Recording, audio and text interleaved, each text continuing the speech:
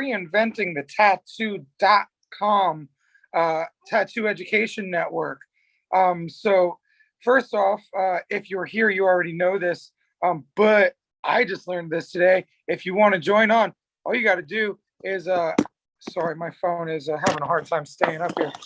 Go to the reinventingthetattoo.com website, go to the calendar, and look for where it says "Let's Talk Feelings" with Robbie Ripoll, and you can click the Zoom link.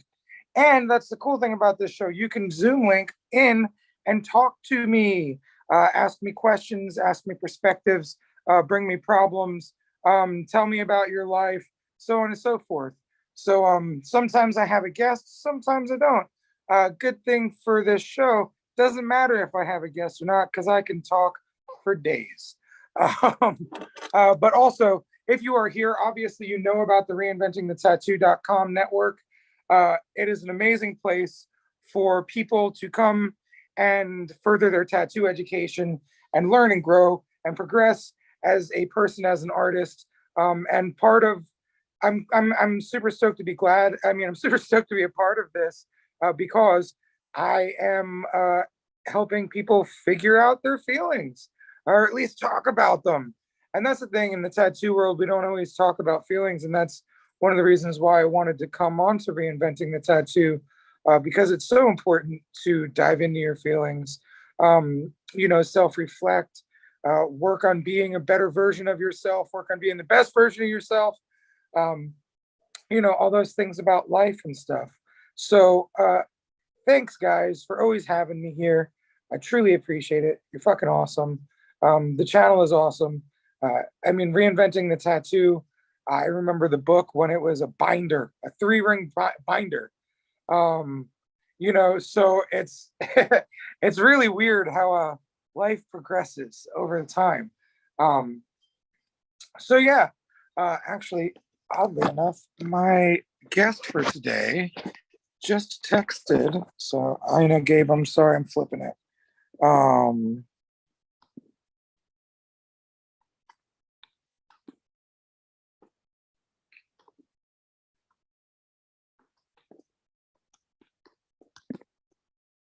Okay, there we go. Sorry about that, y'all. Don't exactly remember where I was, but that's no big deal. I'm super honored to be a part of the Reinventing the Tattoo family, and just glad to be given an outlet to discuss feelings with tattooers or people in the tattoo world of the like, because feelings aren't something we really dive that deep into as tattooers. I've been doing this most of my life. I got into it at the early age of 12, even younger than that. 12 is when my dad decided to give me, the apprenticeship and let me jump in. And so, 12 years old isn't really the best place for a tattoo, or, being 12, being in the tattoo shop isn't really like the best place, right? It was a tougher environment that back then. Granted, it was my dad, so he always had his, he was always looking out for me, and he didn't run a super aggressive shop.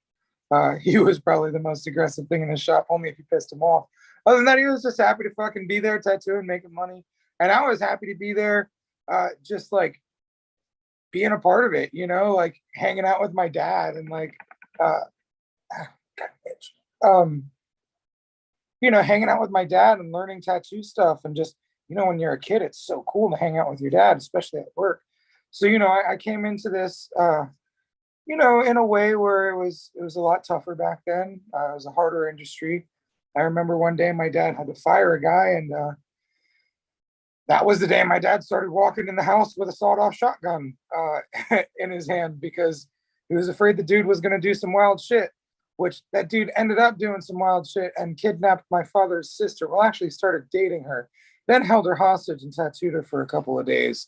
It was really bizarre. So I came up in a weird way, right?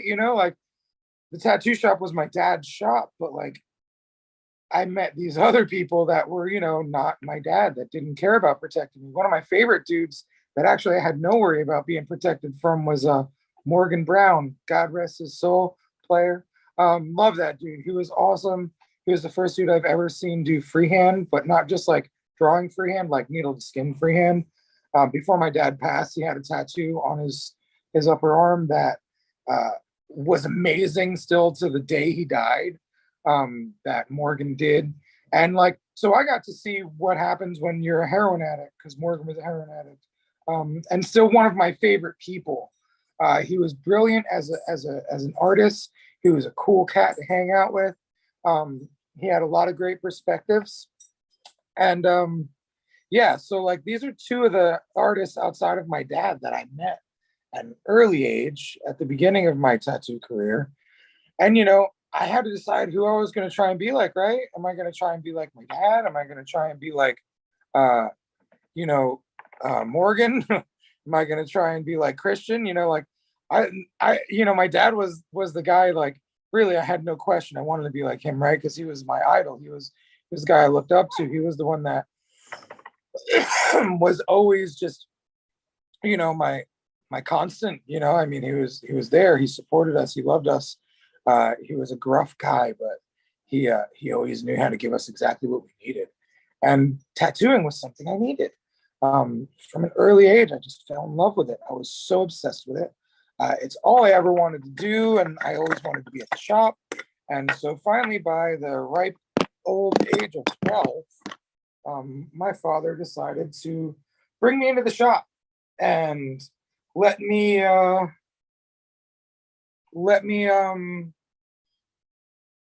learn.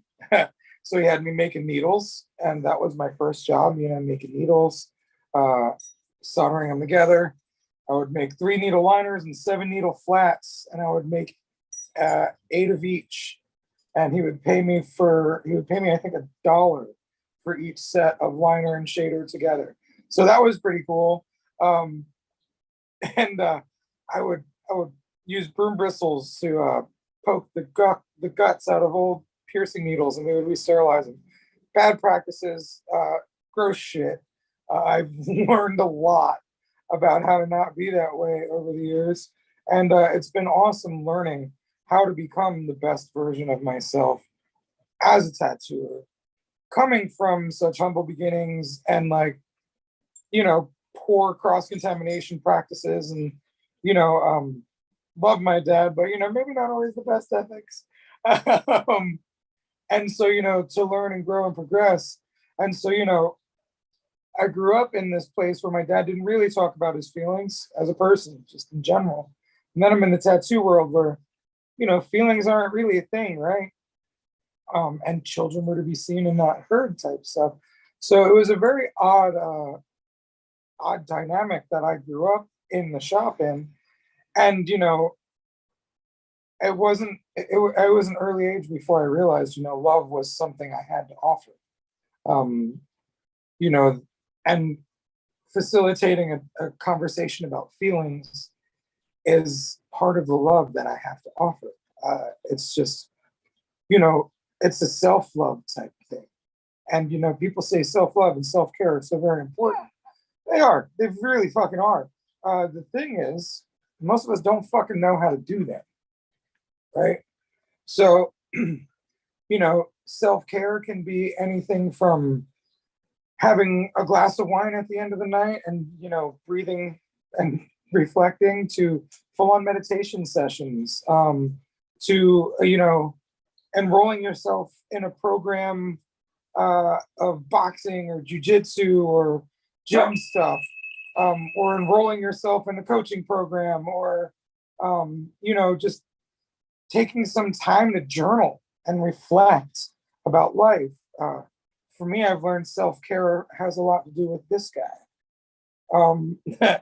And part of the thing that I love about being a new dad, because I have a 21-year-old also, but part of the thing I love about being a dad to such a young little fella is the amount of times that I've found myself needing someone or something, or self-love, and I go and I hold him, and we calm each other down if he's crying or if I'm crying, and giving him love is a way to give myself love because he is a direct part of me.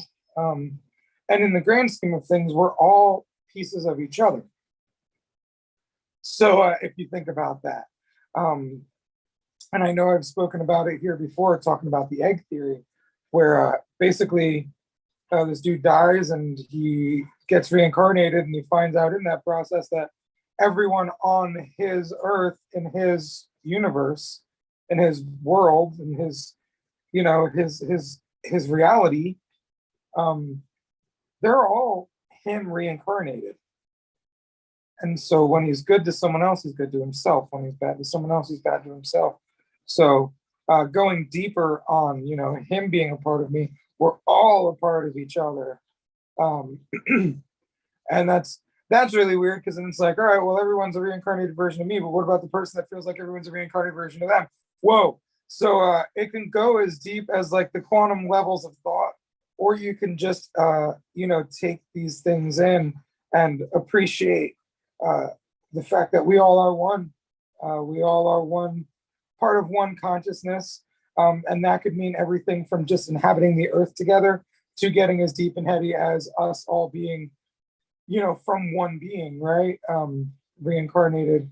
So taking care of yourself reflects in so many different ways. Self-care could be just buying someone a cup of coffee. Uh, so it's really odd and different, you know, like taking a bath. I love taking baths. Actually, I used to love taking baths, and then I got a jacuzzi in my backyard. And now I just jump in the jacuzzi because I don't have a bathtub that makes me feel small. Fun fact about me, I'm a big dude. I like to feel small sometimes. When I get hugs from bigger people, it's a really warm feeling that I can't get anywhere else or most places else because I'm so used to being a big guy that gives the big hugs. When I feel small, that's nice.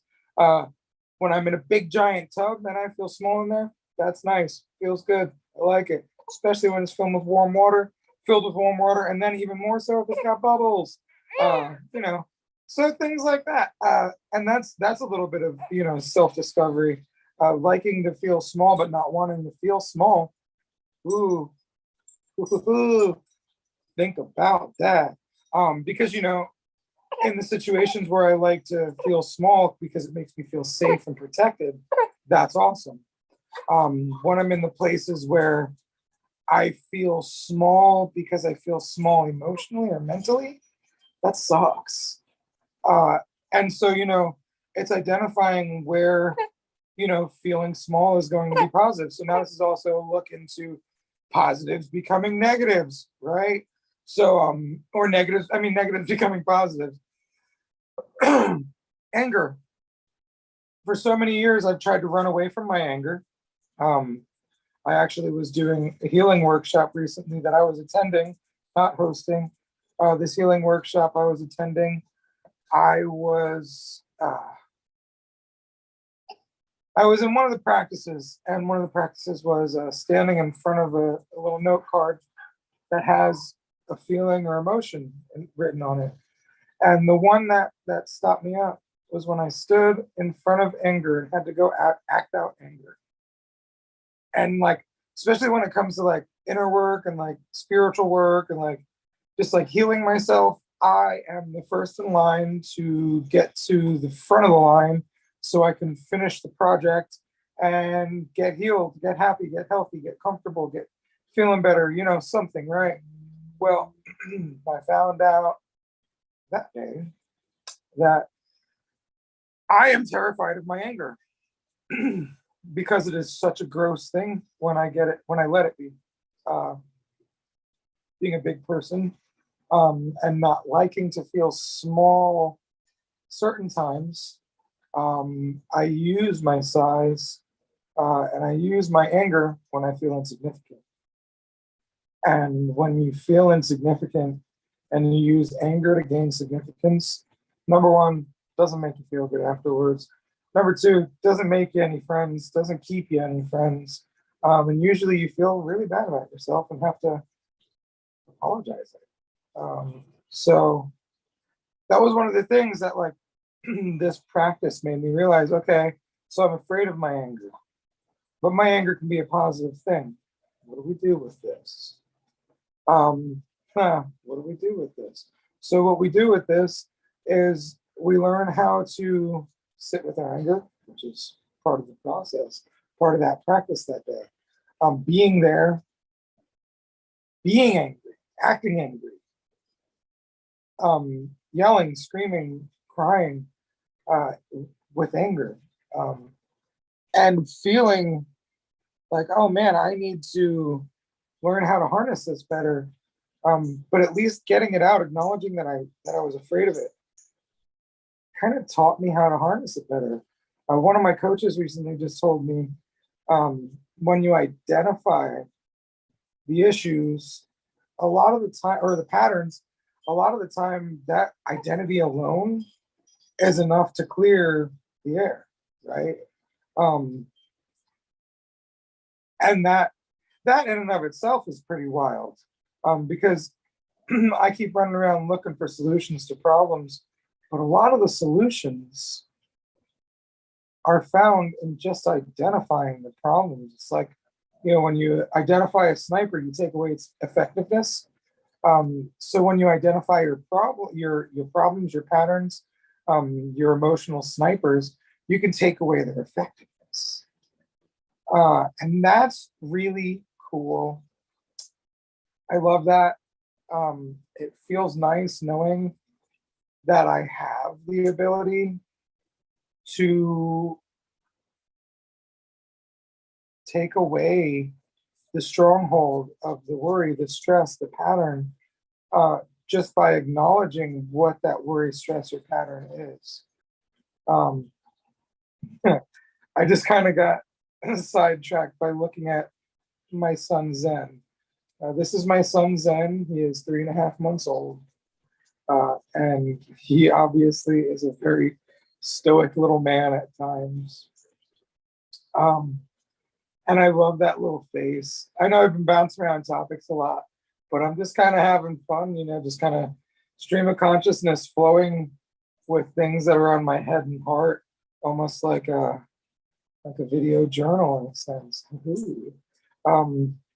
But yeah, like this dude, the love he gives and the innocence that he carries, the healing elements that being in his presence have.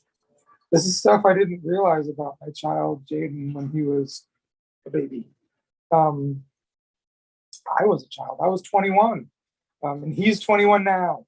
So, like, when I was his young dad, I was focused on becoming who I am now in tattooing, right? Like this guy that has made a brand and a few accolades and accomplishments, and has a great career and feels good about that, and has accomplished a lot of goals, and has learned how to make money doing it.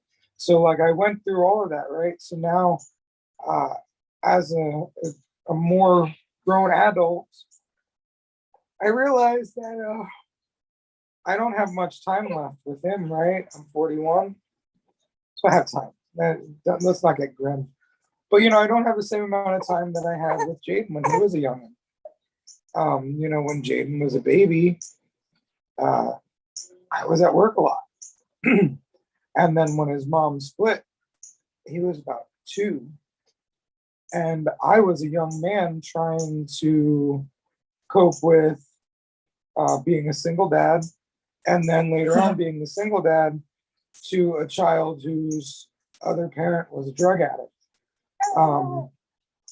And I was just so focused on the storms of life, I didn't know what the fuck I was doing. And so, I was also trying to get, my notoriety built as a tattooer. I was trying to, keep everybody fed. I was a hell of a partier. I loved to party at the time. So, I was going through a lot, right? And I didn't always see his magic. Oh, yeah, that magic. That magic. Do you see yourself then? Is that beautiful, baby? Are you beautiful little man?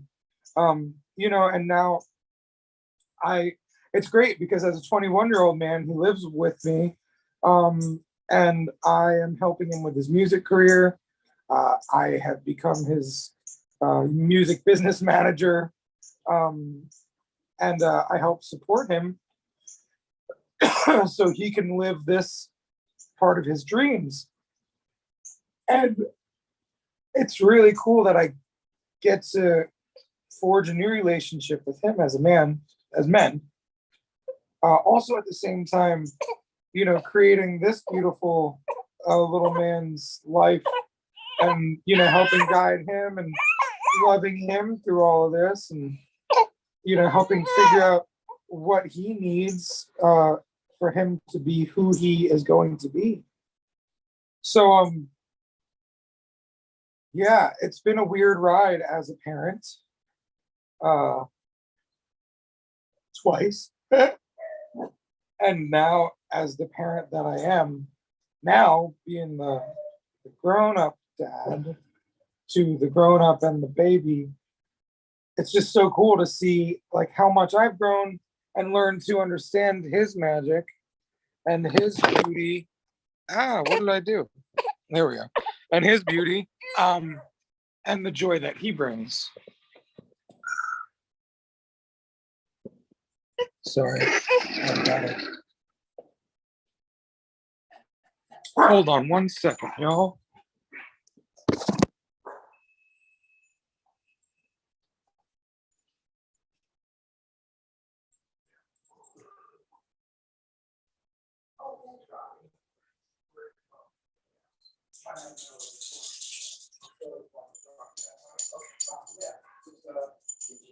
Yeah, receive the receipt wherever, and I appreciate you. Thank you.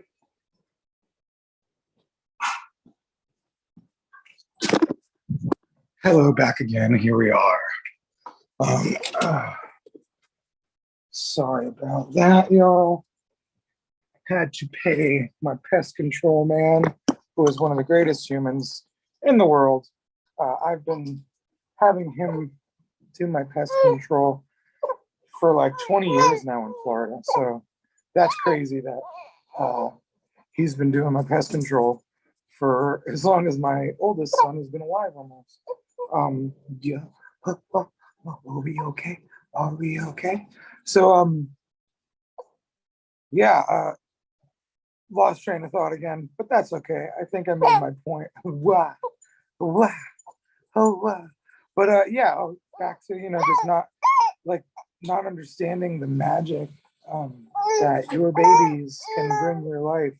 The lessons he's teaching me, the lessons that I've learned from him are just insane.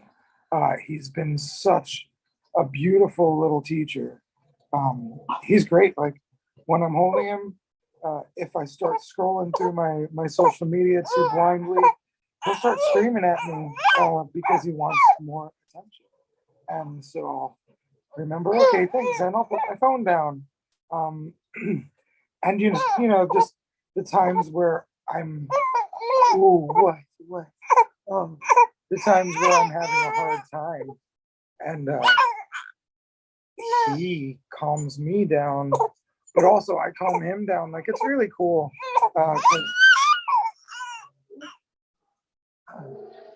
Sorry, making sure my cat doesn't get out of the screen because he found a hole in it. There's times where I'll wake up in the morning and I won't be in a good headspace, and Donna will hand me the baby, and it'll make me force myself to change my headspace, right? Because like now I don't want to put negative into him, so he comes over and I'm like, all right, well now we focus on calming, and so we calm him, we calm me, and it's a beautiful time, even though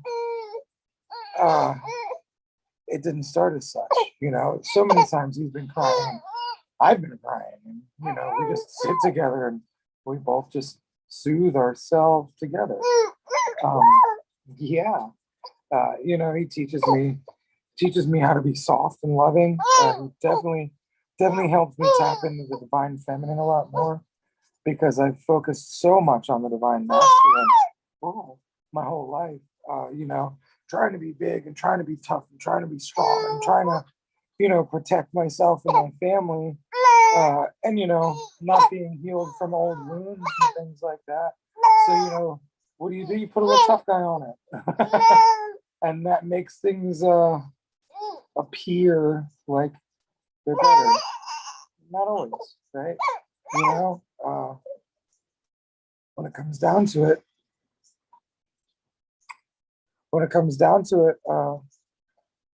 life's not easy. And there's a lot of layers to this shit. My goal right now in life, aside from, helping others become the best version of themselves, is helping, well, he is others, right? But, helping him have the greatest life free of as much emotional trauma as possible. And also to learn from him as he grows. It's crazy.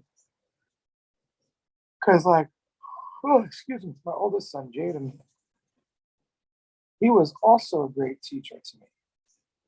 But I don't know if I was open enough as a man when he was younger to take the lessons as well as I take them from little Zen. I guess I'm looking for the lessons now, right? I'm doing a lot of things in my life. I am becoming a real estate investor, stock market investor, a crypto investor, a human coach, always been a tattooer, but a business owner. I'm learning that I don't have to be one or the other of anything. I am everything I want to be. I'm allowed to be everything I want to be. And stepping into that is really nice. It's comfortable at times. I think breaking through the initial barrier is where the comfort zone really starts to shift. But yeah, that comfort zone of you push the comfort zone and then you step into this new evolution of self.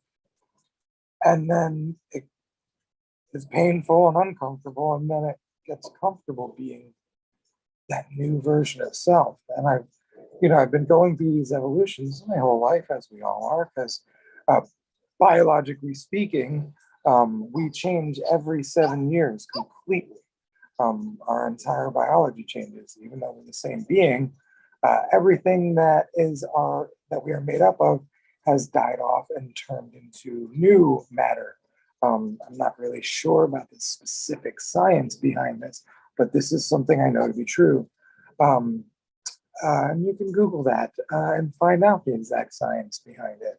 But it's really cool because as an ever-changing being, 21 years ago, that's 3 full evolutions of self.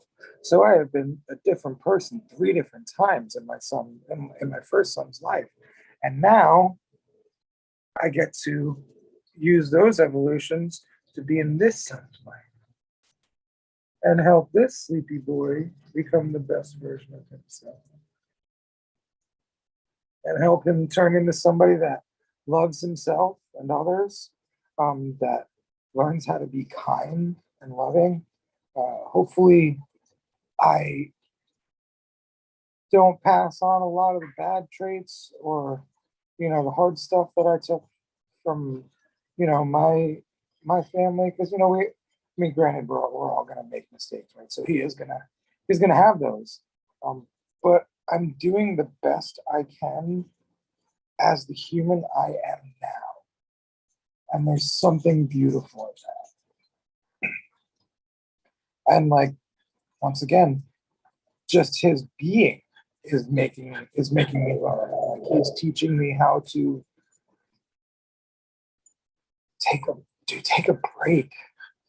Fuck. I've really slowed down tattooing a lot in the past 6 months because it was probably the last 3 months of her pregnancy.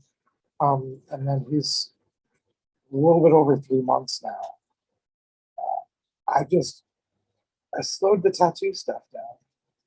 and I took a break from it. Um, and he's teaching me that I don't need to always be in motion. Now, the funny thing with that is, I'm still constantly in motion a lot of the time, but I am allowing myself to give time and priority to him because he is a priority. He's a major priority.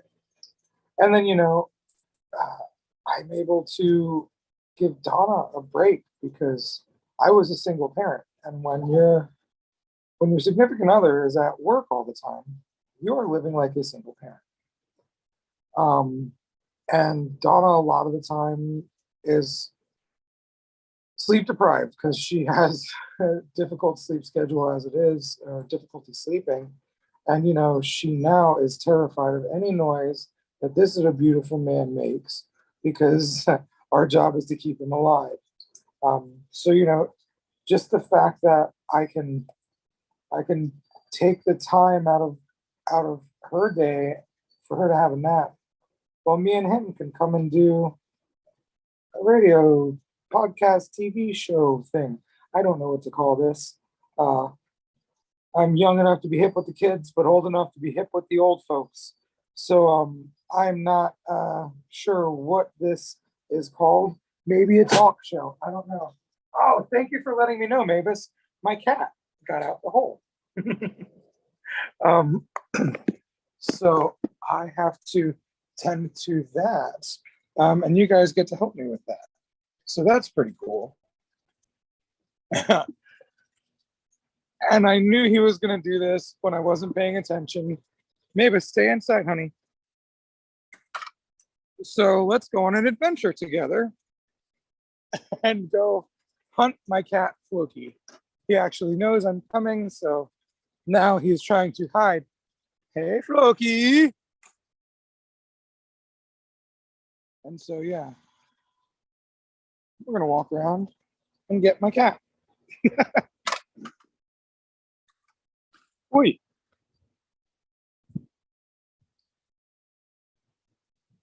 So, whatever this talk show thing is, here we are doing Get Together. Come on, Floki. And so there is, where are you? Yeah. There's my cat, Floki. He likes to get out of the hole. Come on, buddy. And he loves it when I pick him up. So pardon me, because this is going to be a little difficult holding a baby, a phone, and a cat. But that's what being a parent is all about, isn't it? And he's just chilling. La la la. Whoa. There's something digging crazy holes in my yard. Okay. A day in the life. Yeah, so speaking of feelings, when Zen was born, I ended up going into the hospital 2 days after he came home. Loki, I'm going to try and put him inside now. But yeah, so when I went to the hospital, that was some scary shit. My blood pressure was super high.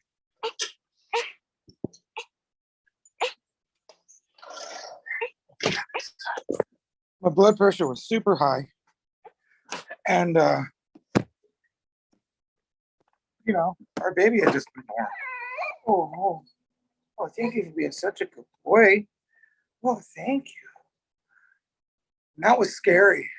That was really scary. Bringing a new child into the world, you don't want to be in the hospital, and especially not with elevated blood pressure.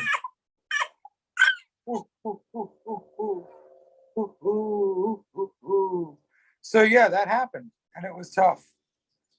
And the reason why I brought this up is because Floki running away. So we also call him Shittle Kittle because he's a shitty little kitty. But he ran away for the first time um, when I was in the hospital. So when I came home from the hospital, that was what I was greeted with is, hey, your cat's gone. And I'm not a cat person, but I love this cat very much. And so that was real rough. And the good thing about it is now I know that he comes back. So he finds his way out, but he always comes back. But yeah, that was a crazy time, having, being afraid of, losing my life really, because my blood pressure was like 220 over 110. It was nuts. It shouldn't be like that. And so, it made me realize, I've got a lot to do here. I've got this little guy that needs me.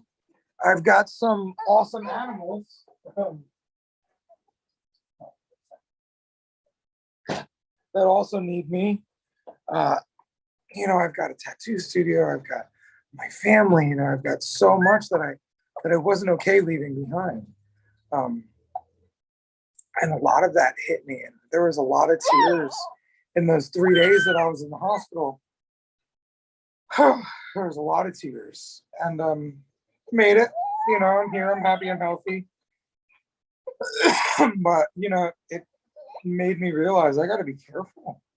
The older you get, the scarier it gets. The scarier it gets to live this life, right? Because we're machines, and machines break down. And when the machine breaks down, we dead. So we have to make sure we take care of the machine, and we have to remember that the older the machine gets, the easier it will be for it to break down. So yeah, you have to take care of yourself, and that brings it kind of full circle to the feelings thing. If you don't cater to your emotions, and you're always a victim to your outbursts of anger, sadness, fear, depression, whatever it is that is just plaguing you, if you're constantly not working towards bettering yourself, then chances are you're just kind of stagnating or going backwards. I'm constantly working towards greater things in my life. And it's weird because the more I'm striving for greatness, the more I achieve, but the more I have to force myself to look back and say, holy cow, this is where I was, 6 months ago, a year ago, 10 years ago, 20 years ago. And here I am now. Look at all of this that I've accomplished. And that's pretty difficult to do. Because as humans, we're always like, oh man, I'm doing the worst, or, it's not happening fast enough. And so to find that peace of mind and the growth, you have to kind of remember to look back and to give yourself credit. This is my favorite. When he falls asleep in my arms. Like, I'm pretty sure you guys could see him sitting up, falling asleep. And now he just said, screw it. I'm done. I'm sleepy sleep. Here I am.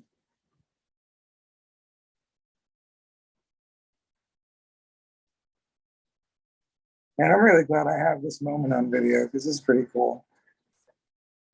And he just popped up again. I'm probably going to pass out again and pop up again a number of times. His naps have been pretty short, but he gets pretty cranky before then. And it always makes me feel super special when Donna says things like, dad's magic, and he'll sleep with dad no matter what. Because, he definitely falls asleep with me a lot. That's cool. I love that a lot. The bond we're building, because I'm able to not tattoo as much, is so brilliant. The fact that I can bring him here on these shows and just hang out and talk is so brilliant. Um, it's just so sick. I love it. It's a great time. And he's a great little boy.